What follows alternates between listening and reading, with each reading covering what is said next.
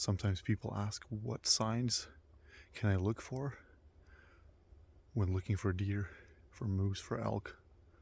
Well, let me show you. Look for these patted down grassy areas.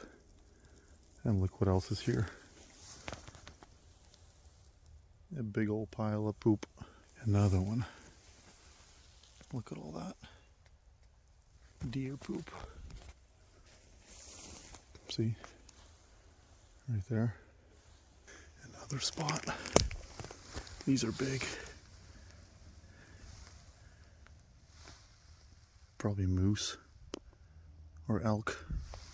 Here's a big spot. A big old pile. 3 feet away from that one. Here's another one. So after seeing all these signs, I'm definitely going to be sitting in this area.